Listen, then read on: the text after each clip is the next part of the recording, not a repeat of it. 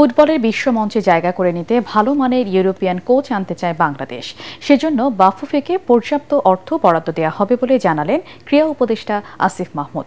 জনপ্রিয়তা বাড়ায় পূর্বাচলে ১০০ একর জমিতে ৫০,০০০ দর্শক ধারণ ক্ষমতার ফুটবল স্টেডিয়াম করা হবে বলেও জানান তিনি। রিপোর্টে জানাচ্ছেন মাহবুব কবির চপল। জামাল ভুঁইয়া, সেখান থেকে হামজার অ্যাক্রোব্যাটিক অ্যাটেম্প এবং সেখান থেকেই গোল। এমন গোল এতদিন টিভি পর্দায় দেখেছেন বাংলাদেশের দর্শকরা। হামজার কল্যাণে এবার গ্যালারিতে বসেই দেখার সৌভাগ্য হয়েছে। মোরসালিন এবং সেখান থেকে বাংলাদেশ। হামজা সমিত জায়ানদের হাত ধরে ফুটবলের নবজাগরণ শুরু হয়েছে বাংলাদেশে। তবে কাঙ্ক্ষিত ফল আসেনি। ভালো দল নিয়েও এশিয়ান কাপে কয়েকটি ম্যাচে শেষ মুহূর্তে গোল খেয়ে পয়েন্ট হারিয়েছে হাভিয়ের কাবরেরার শিষ্যরা। অবিশ্বাস্য অবিশ্বাস্য। ফলে ৪৭ বছর পর এশিয়ান কাপে খেলার স্বপ্ন ধূলিসাৎ হয়েছে। আর কি বা করবেন।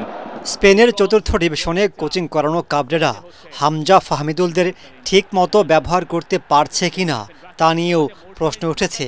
২০২২ সাল থেকে দায়িত্ব পালন করলেও উল্লেখযোগ্য সাফল্য নেই তার।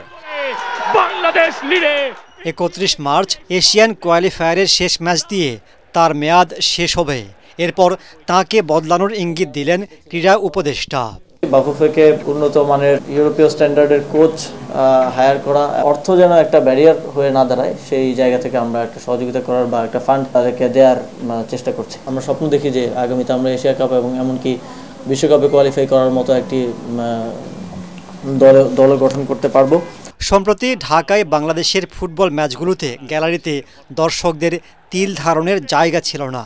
ভারতের বিপক্ষে ম্যাচে ২৩,০০০-এর বেশি দর্শক প্রবেশ করেন, তবে টিকিট না পেয়ে ঢুকতে পারেননি অনেকেই।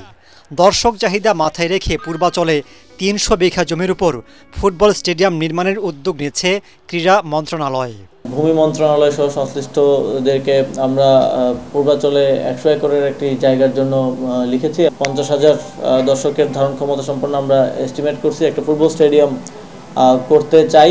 নারী ফুটবলারদের বেতন দ্বিগুণ করা হচ্ছে বলেও জানান আসিফ মাহমুদ। নারী ফুটবলারদের স্যালারি অন্তত সেটা দ্বিগুণ হওয়া উচিত। মাহবুব কবির চপল, ATN বাংলা, ঢাকা। সংস্থার কমিটি ছিল না।